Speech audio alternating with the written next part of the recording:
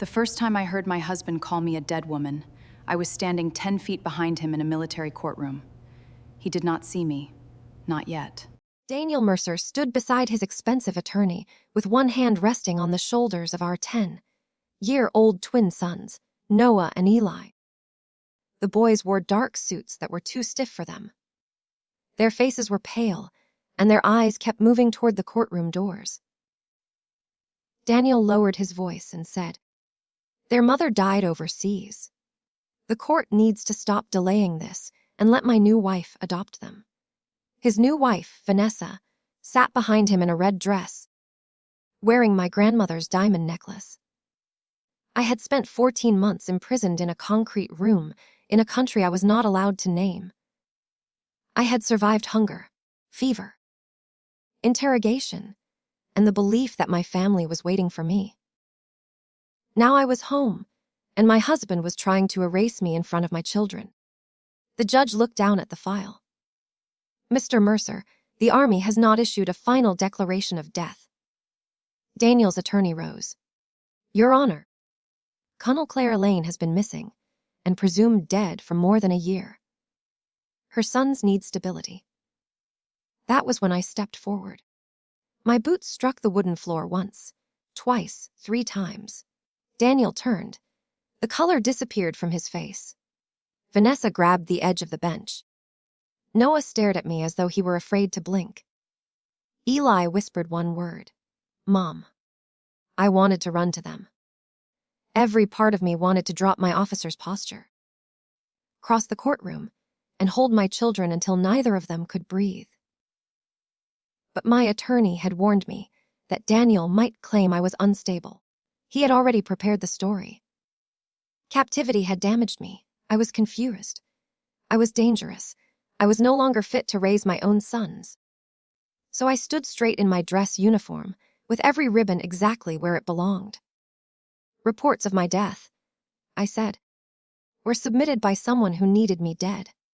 Daniel's mouth opened, but no sound came out. The judge removed his glasses. "Colonel Lane?" "Yes." Noah moved first.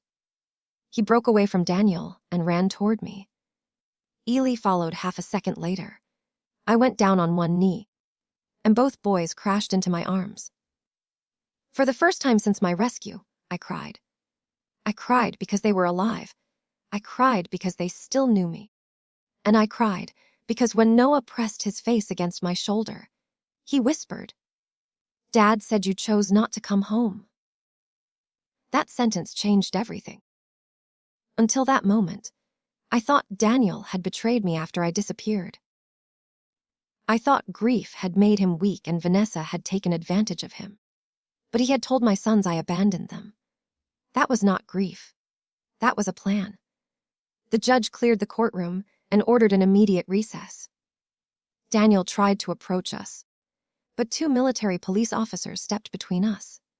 "Claire," he said, forcing a trembling smile. "Thank God." We thought. "Do not say my name." "You don't understand." "Then explain the necklace." Vanessa's hand flew to her throat.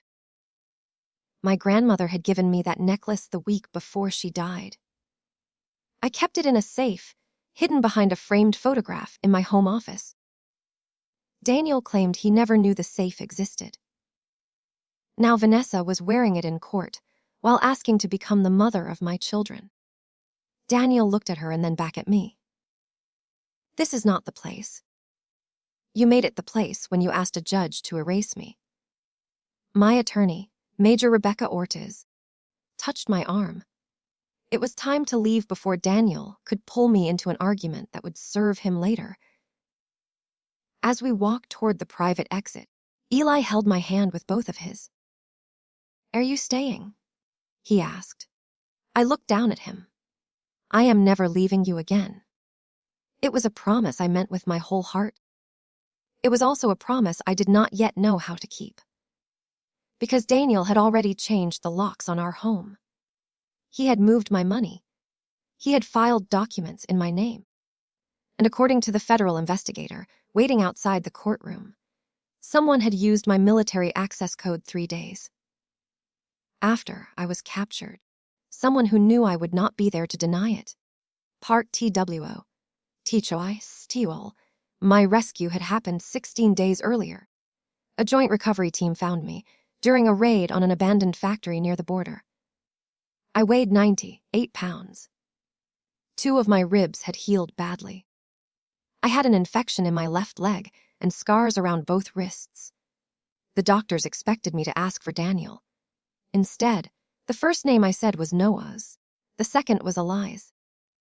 An intelligence officer named Agent Marcus, Reed, sat beside my hospital bed and explained that my disappearance had become part of a larger investigation.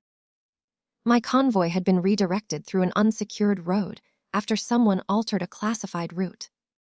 The ambush was not random. I believe someone gave them your location, Reed said. I stared at the ceiling. Who had access? 7 people on the operations side, and 1 authorized family contact who received emergency travel updates through a dependent support portal. Daniel. Reed did not answer immediately. That silence was my first warning. He told me Daniel had reported suspicious emails from my account after the attack. Those emails appeared to show that I had sent restricted information to a private defense contractor. The Army investigated me while I was missing.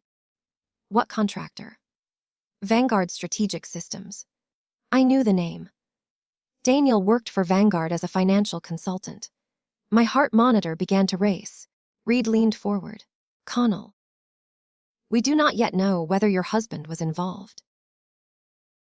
But you think he was? I think someone constructed a story in which you betrayed your country and then disappeared before you could defend yourself. I closed my eyes. Daniel and I had been married for 12 years. We met in Virginia when I was a captain. He was funny, patient, and completely unimpressed by rank. When the twins were born, he stayed awake through every midnight feeding. When I deployed, he sent photographs every day. At least, he used to. During my final 6 months before the ambush, something changed. Daniel became angry whenever I asked about money. He said his work was stressful. He began guarding his phone. Once, I woke at 2 in the morning and found him in my office. He claimed he was looking for a printer cable. The printer was downstairs. I remembered that moment while lying in the hospital, and for the first time I understood why he had been standing near the photograph that hid my safe. Reed offered me a choice. I could remain officially listed as recovered, but medically isolated. Or I could let the public believe I was still missing for a few more days, while investigators watched Daniel. I hated the idea of waiting. My sons had already lived without me for 14 months. But if I appeared too soon, Daniel might destroy evidence. So I waited. Those were the longest 6 days of my life. Investigators watched Daniel empty a storage unit outside Richmond. They photographed Vanessa meeting him there after midnight. They traced money from a Vanguard account into a trust opened under my name. They also discovered that Daniel had petitioned the civilian court to have me declared legally dead. He was moving quickly because he planned to marry Vanessa. Then we learned he had already married her. He had traveled to Nevada and used a fraudulent death certificate, bearing the signature of an Army casualty officer who did not exist. I felt as if captivity had followed me home. My captors had taken my freedom. Daniel had taken my identity. He sold my car. He transferred our savings. He packed my uniforms into black garbage bags and placed them in storage. He turned my office into a dressing room for Vanessa. Worst of all, he told Noah and Eli that I had volunteered for a secret mission after promising to come home. When months passed, he changed the story. He said I had chosen my career over them. Then he said I was probably dead. Finally, he said they needed a new mother. The adoption hearing was supposed to be the final step. Once Vanessa adopted the boys, Daniel planned to move with them to Switzerland. where Vanguard maintained a private financial office. That was why I entered the courtroom in uniform. I wanted Daniel to understand that the woman he had buried was not a ghost. After the hearing, the judge granted me temporary protective custody. The boys came with me to a secure house near Fort Belvoir. They were quiet during the drive. At the house, I showed them the scars on my wrists because Noah asked whether I had truly been hurt. I tried to come home every day. I told them. Even on the days when I could not move, I was trying. Eli began to cry. Dad said, "You didn't love us enough." I pulled them close. "Your father lied." The words felt cruel, but children know when adults are hiding the truth. Daniel had used their confusion to control them. I would not build our new life on another lie. That night, the boys slept on either side of me. I stayed awake listening to them breathe. At 3 a.m, Noah sat up. "Mom? I'm here." "There's something in Dad's garage." I switched on the lamp. "What kind of thing?" "A metal box. He told us never to touch it. But one time Ely lost a ball behind the shelves, and we saw your name written on the box." "Did you open it?" "No." Dad came in. He got really mad. "Where is the garage?" "At the lake house." I did not know Daniel had a lake house. By sunrise, Agent Reed was on his way. THREE. Teachy Bokes I teach my Nami. The lake house was registered to a company owned by Vanessa's brother. It stood 2 hours south of Richmond, behind a line of pine trees, hidden from the road. Reed obtained a search warrant based on the financial evidence. I was not allowed to join the search, so I waited at the secure house while the boys ate pancakes and watched cartoons. At 11:17 that morning, Reed called. "We found the box." "What is inside?" He paused. "Your personal documents, copies of your access credentials, a satellite phone, 4 encrypted drives, and photographs of your convoy route." I sat down. "Is that enough to arrest him?" "It is enough to bring him in." "There is something else." Inside the box was a letter written in my handwriting. The letter confessed that I had sold military information to Vanguard. It said I planned to disappear after receiving $2 million. My signature appeared at the bottom. It was an excellent forgery. Daniel had spent years signing birthday cards beside me, filling out school forms, and watching me write notes on the kitchen counter. He knew how I shaped every letter. But he made one mistake. I never wrote the number 7 with a horizontal line through the middle. The forged confession contained a date with 2 sevens, both crossed. Daniel wrote his 7s that way. Reed sent the document for analysis. Then he told me the encrypted drives might take weeks to open. "What happens now?" I asked. We questioned Daniel. "You stay safe." I almost laughed. I had stayed safe while Daniel stole my home, my money, and my son's trust. Safety was beginning to feel like another word for silence. Daniel was arrested that afternoon on fraud and obstruction charges. Vanessa claimed she knew nothing. She said Daniel told her I had died and that my jewelry had become his property. But the investigators had photographs of her at the storage unit. They also found messages between them. At first, the messages looked like evidence of an affair. They complained about me. They discussed the boys. Vanessa called me. The uniform in the way. Then Reed found a message sent 3 weeks before my convoy was attacked. Vanessa wrote, "Once she takes the desert route, everything changes." Daniel replied, "Make sure your contact understands that she must not come back." When Reed read those words aloud, the room seemed to tilt. I had prepared myself for financial betrayal. I had prepared myself for an affair.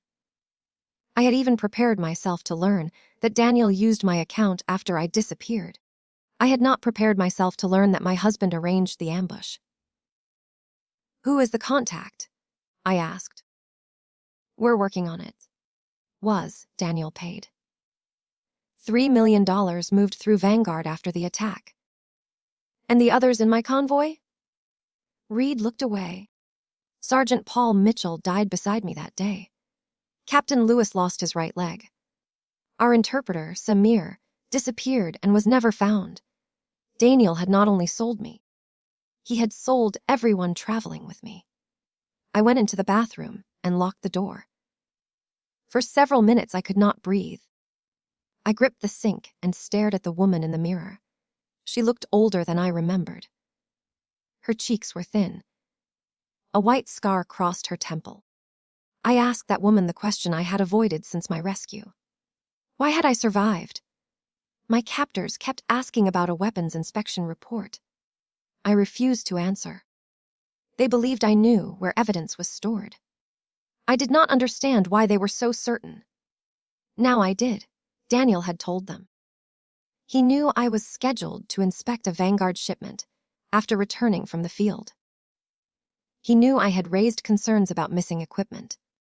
If I completed my report, Vanguard could lose billions in federal contracts.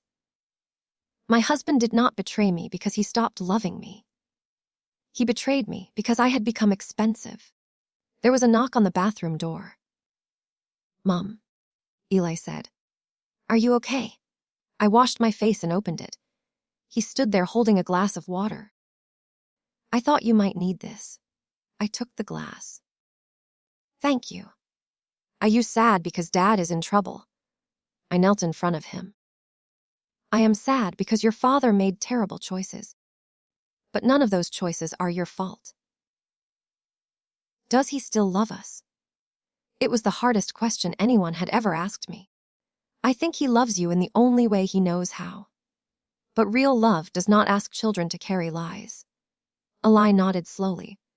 That evening, Daniel called from federal custody. Reed wanted me to answer while the call was recorded. "Claire," Daniel said, "they are building a false case." I remained silent. "Vanessa did this. She used me." "I thought you were dead." "You discussed the desert route before I disappeared." His breathing changed. "You don't know what those messages mean." "Bah, then tell me. I can help you. There are people above Vanguard. Powerful people. If you attack me, they will destroy your reputation and take the boys. You already tried to take them. I was protecting them." From their living mother, he lowered his voice. From what people would learn about her. There it was. The threat. Daniel had always been most dangerous when he sounded calm. "What will they learn?" I asked. "That you signed the inspection approvals. That the missing weapons moved under your authority. That you accepted money. Forged approvals. A trust opened without my knowledge. A confession written by you." He went quiet. I continued. "You crossed the sevens, Daniel. For the first time." He understood that I was not simply alive. I was investigating him. "Listen to me," he whispered. "If you keep pushing, people will die. People already died." I ended the call. Reed looked at me from across the table. "He is afraid," I said. "Yes, not of prison. Numbo." Daniel was afraid of the person above him. And if I wanted the whole truth, I needed him to believe I could still be controlled. Part Fav you are. Teach M. Why able you. The next morning, I asked Reed to arrange another conversation with Daniel. This time, I offered a deal. I told Daniel I would publicly admit that stress had caused me to misunderstand the evidence. I would say Vanessa manipulated him. In exchange, he would surrender custody, return my assets, and identify the Vanguard official who ordered the ambush. Daniel did not believe me at first. Then I told him I cared more about the boys than revenge. That part was true. He agreed to meet in a federal interview room. He arrived wearing a gray jail uniform, but he still carried himself as if he were entering a business meeting. "You look good," he said. "You look disappointed." He smiled weakly. "Never wanted you hurt." You wrote that I must not come back. I was scared. They said they would only hold you until the inspection passed. Who said that? He looked at the camera in the corner. Turn it off. Nope. Then we are finished. I stood as if I were leaving. Wet. I faced him again. Daniel rubbed both hands over his face. Richard Vale. The name did not surprise Reed, but it surprised me. General Richard Vale had been my mentor for 9 years. He recommended me for promotion. He attended the twins' baptism. After my disappearance, he stood beside Daniel at a televised memorial and called me one of the finest officers he had ever known. He was also the director of military programs at Vanguard. Vale planned it, I asked. He said you found accounting problems that could damage national security. He meant problems that could damage his company. I did not know anyone would die. You sent my route. Vale already had it. He needed the message to come through my account, so he would have leverage over me. Daniel began to cry. Once, his tears could change my mind. Now I watched them the way I watched rain slide down glass. Why did you do it? He looked at me with an expression that was almost angry. Do you know what it was like being married to you? Everyone stood when you entered a room. People thanked you. They called you brave. I was always Colonel Lane's husband. So you sold me because you felt small. Vale offered us a new life. No, he offered you a price for mine. Daniel leaned forward. He has recordings, documents. Judges and senators are connected to him. You cannot beat him. Then help me. Protect me first. I wanted to tell him he deserved nothing. But revenge driven only by anger burns quickly. Justice requires patience. Give us evidence, I said. And I will ask prosecutors to consider your cooperation.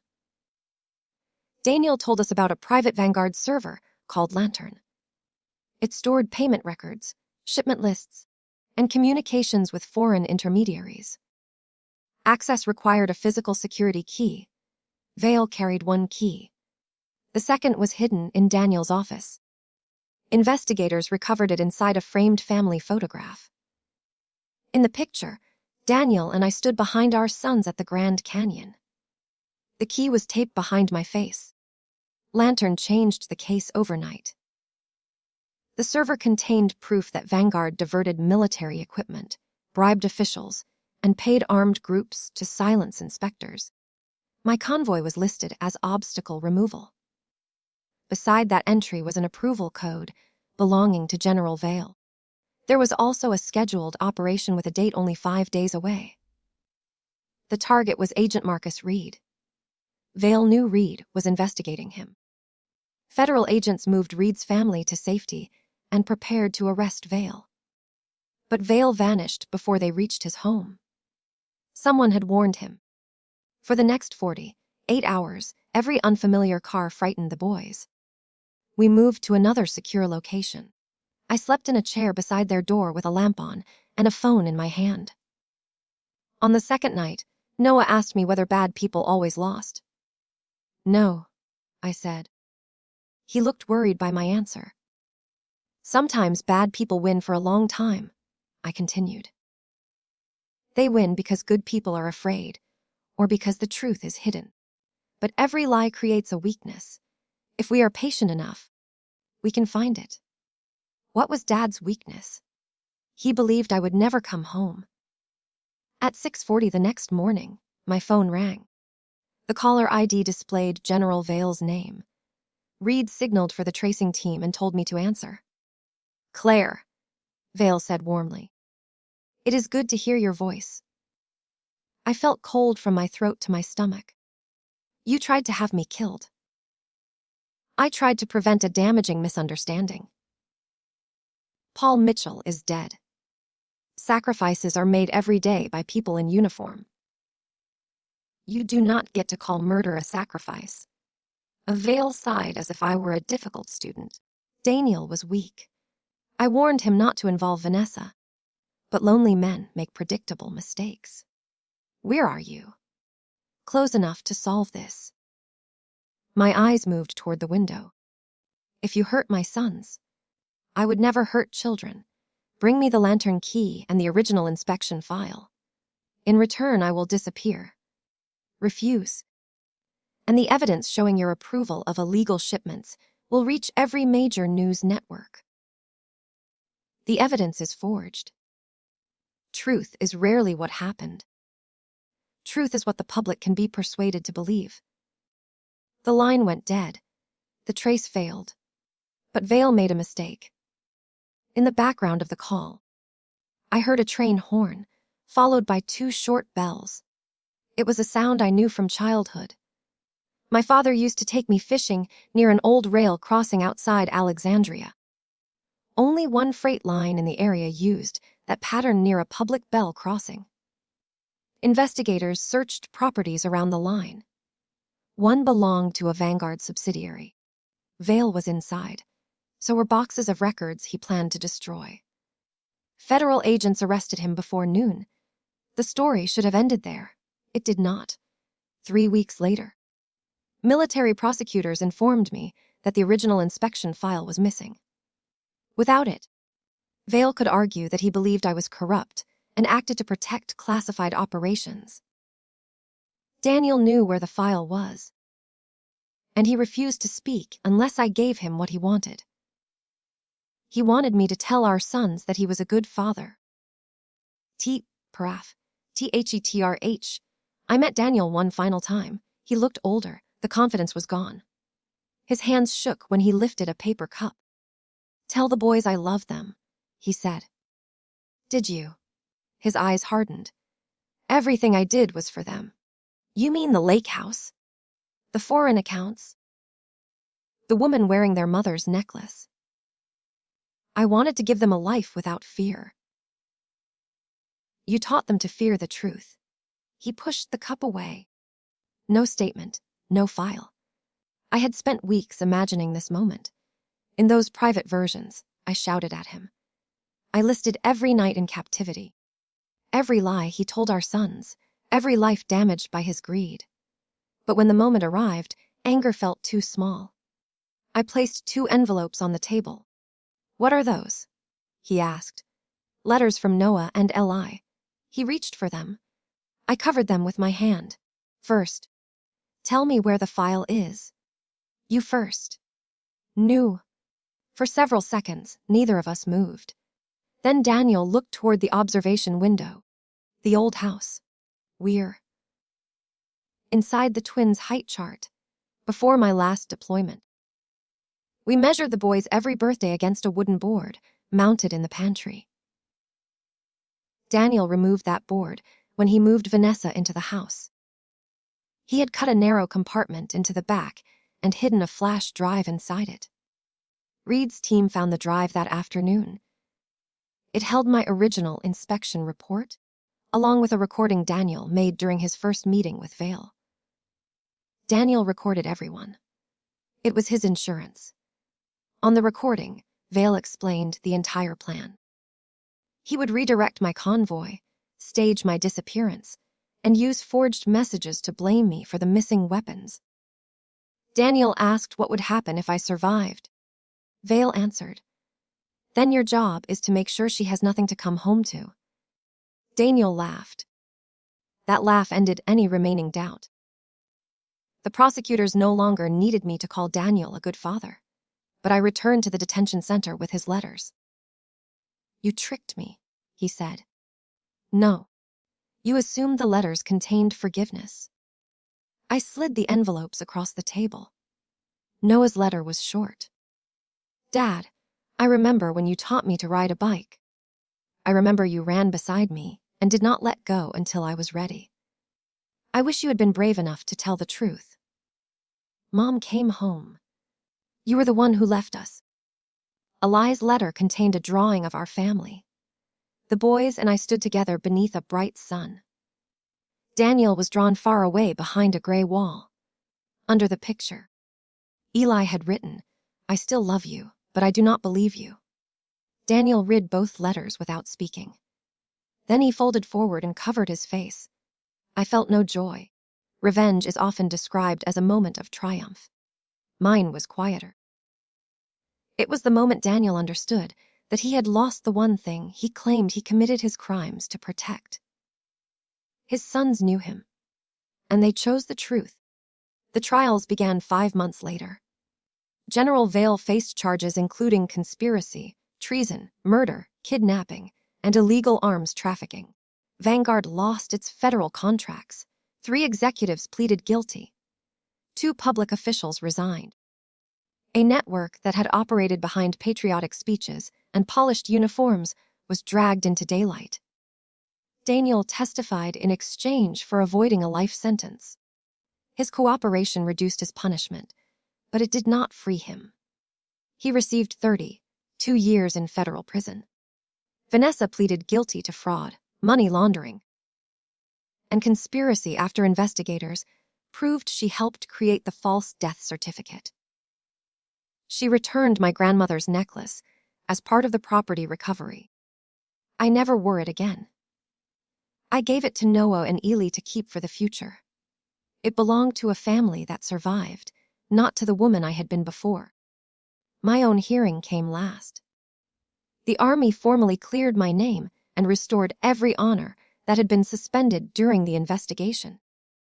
In the same courtroom where Daniel tried to erase me, a judge declared that the evidence against me had been manufactured. Noah and Eli sat in the front row. I wore my uniform again. This time, I did not wear it for Daniel, the cameras, or the officers who had doubted me. I wore it for Sergeant Mitchell's widow. I wore it for Captain Lewis. I wore it for Samir, whose remains were finally recovered because the lantern records revealed where he had been taken. After the hearing, Mitchell's widow approached me. Her name was Grace. She held my hands and said, "Paul believed you would get everyone home." The words broke something open inside me. "I did not get him home," I whispered. "You brought home the truth."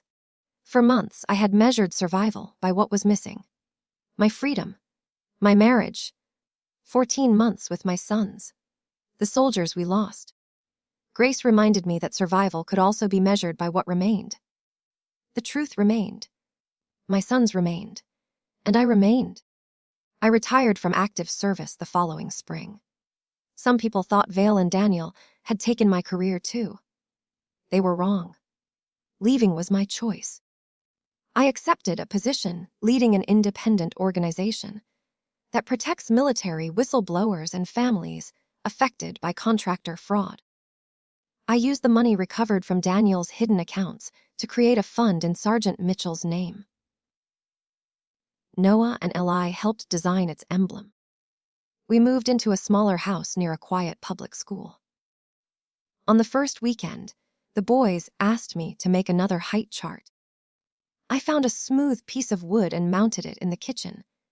Noah stood against it first. "You got taller while I was gone," I said. "A lot taller." I marked the line and wrote his name and the date. Then Ely took his turn. When we finished, I noticed they had left a space beneath the newest marks. Noah handed me the pencil. "Your turn," I laughed. "I stopped growing a long time ago. Not that kind," he said. He pointed to the board. "Write the day you came home." My hand trembled as I wrote the date. For a while, all 3 of us stared at it.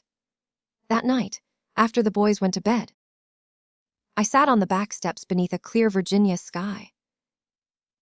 I thought about the woman who entered that courtroom in uniform. She believed revenge meant making Daniel suffer as deeply as she had suffered. She was wrong. Suffering was Daniel's language. I did not want to speak it anymore. My revenge was raising sons who could recognize a lie, even when it came from someone they loved. My revenge was turning stolen money into protection for other families. My revenge was giving the names of the dead more power than the names of the men who betrayed them. Daniel tried to make me disappear. Instead, his crime forced the truth into the open. He tried to steal my sons. Instead, He taught them why honesty matters. He tried to bury my uniform, my honor, and my name. Instead, he buried his own. People sometimes ask what I felt when the courtroom doors opened and Daniel first saw me alive. They expect me to say victory. But victory came later. Victory was Noah sleeping through the night without checking whether I was still there. Victory was Eli laughing without looking guilty. Victory was hearing both boys call my name from another room and knowing I could answer. I lost 14 months, and no sentence could return them. Justice cannot reverse time. It cannot raise the dead or remove every scar. But justice can give pain a purpose. It can turn evidence into protection, memory into courage, and survival into a promise. On the anniversary of my return, the boys and I visited Sergeant Mitchell's memorial. We placed 3 white roses beneath his name. Then we drove home in the rain. When we entered the kitchen, I saw the height chart on the wall. Beneath the date of my return, Noah had added a sentence. He thought I might be angry because he wrote on the wood without asking. I was not angry. I read his words twice, then pulled both boys into my arms. That sentence became the answer to every lie Daniel told, every threat Vale made, and every dark night when I wondered whether coming home was possible. It is also the sentence I remember whenever someone says revenge is about destroying the person who hurt you. Real revenge is not becoming their ruin. Real revenge is proving they could not become yours.